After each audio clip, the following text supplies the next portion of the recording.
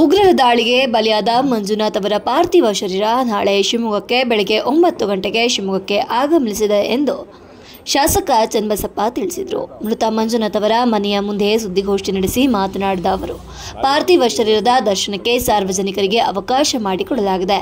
ಶಿವಮೊಗ್ಗದ ಜನತೆ ದರ್ಶನ ಪಡೆಯುವ ನಿರೀಕ್ಷೆ ಇದೆ. ನಾಳೆ ಸ್ವಯಂ ಪ್ರೇರಿತ ವರ್ತಕರು ಅರ್ಧ ದಿನ ಅಂಗಡಿ ಮುಂಗಟ್ಟು ಬಂದ್ ಮಾಡಲಿದ್ದಾರೆ ಎಂದರು. ಇನ್ನು ಹೋಟೆಲ್ ಮಾಲೀಕರು, ಚಿನ್ನ ಬೆಳ್ಳಿ ವರ್ತಕರು ಸಹ ಮಾಹಿತಿ ನೀಡಿದ್ದು, ನಾಳೆ ಇವರೆಲ್ಲ ಸೇರಿ ಮಂಜುನಾಥ್ ಅವರಿಗೆ ಗೌರವ ಸಮರ್ಪಣೆ ಮತ್ತು ಉಗ್ರರ ವಿರುದ್ಧ ಸಂದೇಶವಾಗಿ ನಾಳೆ ಅರ್ಧ ದಿನ ಬಂದ್ ನಡೆಯಲಿದೆ ಎಂದರು. ಮನೆ ಮುಂದೆ ಮಂಜುನಾಥ್ ಅವರಿಗೆ ಶ್ರದ್ಧಾಂಜಲಿ ಸಭೆ ನಡೆಯಲಿದ್ದು, ಸುಮಾರು ಮಧ್ಯಾಹ್ನ 12:30ಕ್ಕೆ ಧಾರ್ಮಿಕ ವಿಧಿವಿಧಾನ ನಡೆದು ಪಾರ್ಥಿವ ಶರೀರದ ಪಾದಯಾತ್ರೆ ಆರಂಭವಾಗಲಿದೆ. ಐಬಿ ವೃತ್ತ, ಕುವೆಂಪು ರಸ್ತೆ, ಜೈಲ್ ವೃತ್ತ, ಗೋಪಿ ವೃತ್ತ, ನೆಹರು ರಸ್ತೆ, ಶಿವಪ್ಪನಾಯಕ ವೃತ್ತ ಮೂಲಕ ಬಿಎಚ್ ರಸ್ತೆ, ಹೊಳೆ ಬಸ್ ಸ್ಟಾಪ್ ಮೂಲಕ ರೋಟರಿ ಚಿತಾಗಾರ ತಲುಪಲಿದೆ ಎಂದರು. ಇನ್ನು ಸೂರ್ಯ ಭಟ್ಟರ ಮಗ ಗುಂಡಾ ಭಟ್ ಧಾರ್ಮಿಕ ವಿಧಿವಿಧಾನ ನಡೆಸಿಕೊಂಡಿದ್ದಾರೆ. ನಾರಾಯಣ ಬಲಿಯು ರೋಟರಿ ಚಿತಾಗಾರದಲ್ಲಿ ನಡೆಯಲಿದೆ ಅಂತ ತಿಳಿಸಿದರು.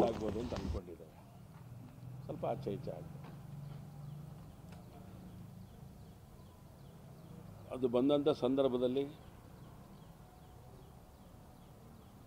ಯಾರು ಅವರ ದರ್ಶನಕ್ಕೆ ಬರ್ತಾರೆ ಅವರಿಗೆ ಬೇಕಾಗಿರುವಂಥ ಎಲ್ಲ ವ್ಯವಸ್ಥೆಗಳನ್ನು ಮಾಡುವಂಥ ಕೆಲಸವನ್ನು ಈಗಾಗಲೇ ಮಾಡಿದೆ.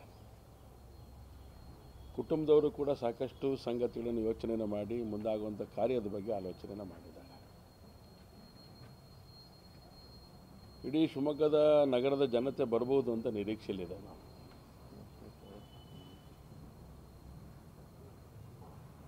ಯಾಕೆಂದರೆ ಒಂದು ಮಾಹಿತಿ ಪ್ರಕಾರ ಅರ್ಧ ದಿನ ಶಿವಮೊಗ್ಗವನ್ನು ಬಂದ್ ಮಾಡಿ, ಅಂಗಡಿಗಳನ್ನು ಸ್ವಯಂ ಪ್ರೇರಿತವಾಗಿ ಬಂದ್ ಮಾಡಿ ಈ ಒಂದು ಕಾರ್ಯದಲ್ಲಿ ಪಾಲ್ಗೊಳ್ಳಬೇಕು ಅಂಥೇಳಿ ವರ್ತಕರು ತೀರ್ಮಾನ ಮಾಡಿದ್ದಾರೆ ಅಂತ ನಮಗಿರುವಂಥ ಮಾಹಿತಿ. ಎಲ್ಲ ಅಸೋಸಿಯೇಷನರು ಕೂಡ ಯೋಚನೆಯನ್ನು ಮಾಡಿದ್ದಾರೆ. ಗಾಂಧಿ ಬಜಾರಿನ ವರ್ತಕರು ಯೋಚನೆ ಮಾಡಿದ್ದಾರೆ. ನೆಹರು ರಸ್ತೆಯ ವರ್ತಕರು ಯೋಚನೆಯನ್ನು ಮಾಡಿದ್ದಾರೆ. ಹಾಗೆಯೇ ಹೋಟೆಲ್ ಮಾಲೀಕರು ಯೋಚನೆ ಮಾಡಿದ್ದಾರೆ. ಚಿನ್ನ ಬೆಳ್ಳಿ ವರ್ತಕರು ಯೋಚನೆ ಮಾಡಿದ್ದಾರೆ. ಹೀಗೆ ಅವರವರು ಅವರದೇ ಆದಂಥ ರೀತಿಗಳಲ್ಲಿ ಆಲೋಚನೆಯನ್ನು ಮಾಡಿ ಸ್ವಯಂ ಪ್ರೇರಿತವಾಗಿ ನಾವು ಅಂತ್ಯ ಸಂಸ್ಕಾರ ಆಗೋವರೆಗೂ ನಾವು ಬಂದನ್ನು ಮಾಡೋದ್ರ ಮೂಲಕ ಒಂದು ಅವರಿಗೆ ಗೌರವ ಸಮರ್ಪಣೆ, ಇನ್ನೊಂದು ಭಯೋತ್ಪಾದಕತೆಯ ಒಂದು ಸಂಗತಿ ಏನಿದೆ ಇದು ಯಾವುದೇ ಕಾರಣಕ್ಕೂ ಮುಂದುವರಿಯಬಾರ್ದು. ಭಯೋತ್ಪಾದಕತೆ ಸರ್ವನಾಶ ಆಗಬೇಕು ಅಂಥೇಳಿ ಅವರು ಮನಸ್ಸಲ್ಲಿರುವಂಥ ಭಾವನೆಯನ್ನು ಪ್ರಕಟ ಮಾಡಿ ಅರ್ಧ ದಿನ ಬಂಧನ ಮಾಡುವಂಥ ಕೆಲಸವನ್ನು ಅವ್ರು ಮಾಡ್ತಾಯಿದ್ದಾರೆ. ಕ್ರಿಮೇಷನ್ ಮುಗಿದ ತಕ್ಷಣ ಅವ್ರ ಪಾಡಿಗೆ ಅವರವರ ಇದಕ್ಕೆ ಹೊರಟೋಗ್ತಾರೆ.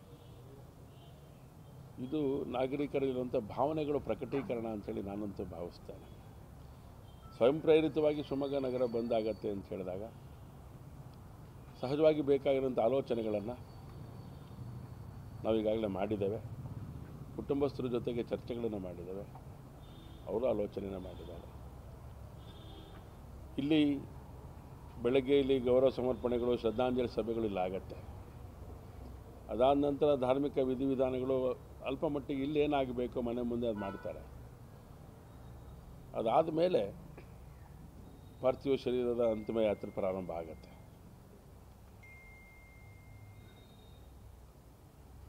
ಇಲ್ಲಿಂದ ಸಾಗರ ರಸ್ತೆ ಮೂಲಕ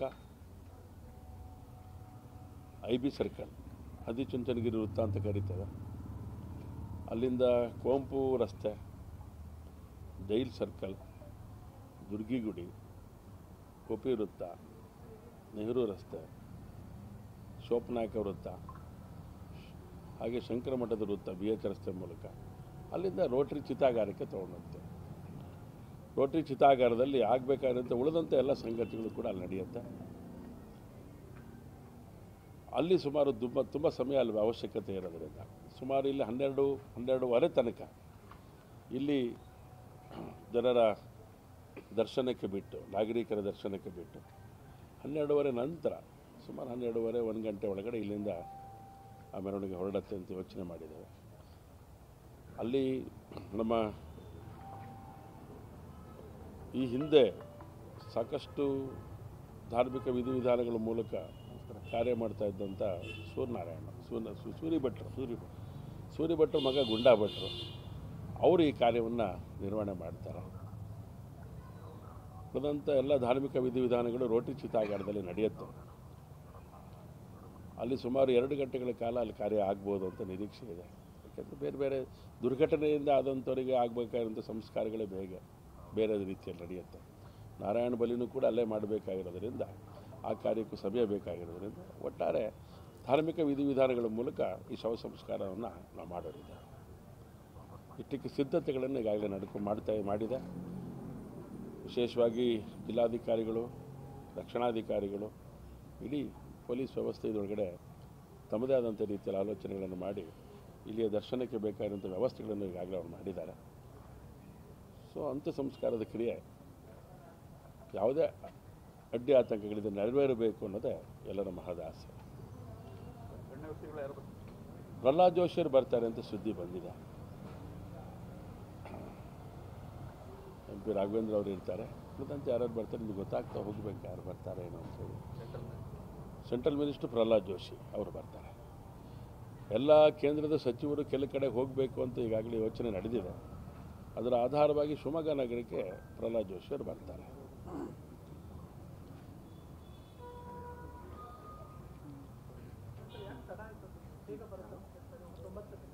ಇದು ಹೀಗೇ ಈ ಥರದ ಪರಿಸ್ಥಿತಿಗಳಲ್ಲಿ ಸ್ವಲ್ಪ ನಮ್ಮ ಅರ್ಜೆನ್ಸಿಗೆ ಆಗೋದಿಲ್ಲ, ಇದು ಕಷ್ಟ. ಮತ್ತು ಸಹಜವಾದಂಥ ಸಾವಾದಾಗಲೇ ಪ್ರೋಸೆಸ್ಗಳು ಬೇರೆ ಬೇರೆ ರಾಜ್ಯದಲ್ಲಿದ್ದಾಗ ಸಮಸ್ಯೆಗಳು. ಸೊ ಇದು ಆಗಿರುವಂಥದ್ದು ದಾಳಿ, ಭಯೋತ್ಪಾದಕರ ದಾಳಿ, ಬೇರೆ ಬೇರೆ ಪರಿಸ್ಥಿತಿಗಳು. ಹತ್ತಿರದಲ್ಲಿರುವಂಥವರೆಲ್ಲ ಈಗಾಗಲೇ ತಲುಪಿದ್ದಾರೆ. ಈಗಾಗಲೇ ಶವ ಸಂಸ್ಕಾರಕ್ಕೆ ಸಿದ್ಧತೆಗಳನ್ನು ಮಾಡಿಕೊಂಡಿದ್ದಾರೆ. ಇಲ್ಲಿಗೆ 27 ಜನರ ಶವ ಸಂಸ್ಕಾರಕ್ಕೂ ಈಗಾಗಲೇ ಸಿದ್ಧತೆಗಳು ನಡೀತಾ ಇದೆ ಬೇರೆ ಬೇರೆ ಕಡೆಗಳಲ್ಲಿ. ಸ್ವಲ್ಪ ತಡ ಆಗುತ್ತೆ. ಬೆಂಗಳೂರಿಂದ ಬೈ ರೋಡಲ್ಲಿ ಬರ್ತಾರೆ. ಬರೋಂಥವ್ರನ್ನ ಇಡೀ ಹಿಂದೂ ಯುವಕರನ್ನು ಅವರನ್ನು ರಿಸೀವ್ ಮಾಡ್ಕೊಂಡು ಇಲ್ಲಿ ಕರ್ಕೊಂಡು ಬರ್ತಾರೆ. ಅವರಲ್ಲಿ ತೋಚಿದ ಸಂಗತಿಗಳನ್ನು, ಒಳ್ಳೆ ಸಂಗತಿಗಳನ್ನು, ಇದಕ್ಕೆ ಶಕ್ತಿ ತುಂಬುವಂಥ ಕೆಲಸ ಮಾಡ್ತಾ ಇದ್ದಾರೆ. ಈ ಕಾರ್ಯಕ್ಕೆ ಶಕ್ತಿ ತುಂಬೋ ಕೆಲಸ.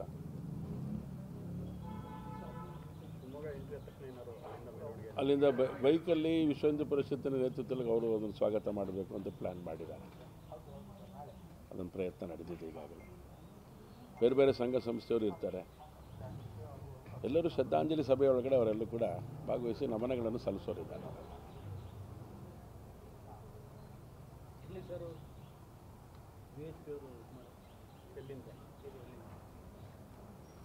ಅವ್ರ ಪಾಯಿಂಟ್ ಹೇಳ್ತಾರೆ. ಮೋಸ್ಟ್ಲಿ ಎಲ್ಲದು ಬೆಕ್ಕಿನಕಲ್ ಮಠದಿಂದ ಬರ್ತಾರೆ. 12:30 1 ಗಂಟೆ ತನಕ ಮನೆ ಹತ್ರ ಇರುತ್ತೆ. ಬೆಂಗಳೂರಿಗೆ ಈಗಿರೋ ಮಾಹಿತಿಗಳ ಪ್ರಕಾರ ನಮಗೆ 1:30-2 ಗಂಟೆ ಅಂತ ಇದೆ. ಈಗ ಸ್ವಲ್ಪ ಬದಲಾವಣೆ ಆಗಿದೆ. ಹತ್ತತ್ರ 3 ಗಂಟೆಗೆ ರೀಚ್ ಆಗ್ತದೆ. 3:50 5 ಗಂಟೆಗೆ ಅಲ್ಲಿಂದ ಹೊರಡ್ತಾರೆ. ಇಮಿಡಿಯೇಟಾಗಿ ಪೊಲೀಸ್ ಎಸ್ಕಾರ್ಟ್ ಮೂಲಕ ಬರೋದ್ರಿಂದ 10 ಗಂಟೆಗೆ ರೀಚ್ ಆಗ್ತಾರೆ. ಶಿವಮೊಗ್ಗದಿಂದ ಪಲ್ಲವಿ ಅಣ್ಣ ಪ್ರದೀಪ್ ಮತ್ತು ವಿನೋತ ಅಂತ ಇಬ್ಬರು ಅವರು ಒಂದು ವೆಹಿಕಲಲ್ಲಿ ಇಬ್ಬರು ಬರಲಿ, ಅವ್ರು ಬರೋಕ್ಕೆ ಅನುಕೂಲ ಆಗುತ್ತೆ ಅಂತೇಳಿ.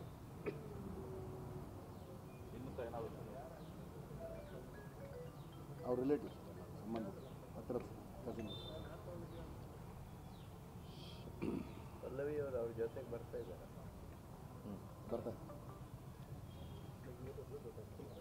ಈಗಾಗಲೇ ಅವ್ರು ಹೋಗಿದ್ದಾರೆ ವಾಹನದಲ್ಲಿ. ಅವ್ರನ್ನ ಕರ್ಕೊಂಡು ಬರ್ತಾರೆ.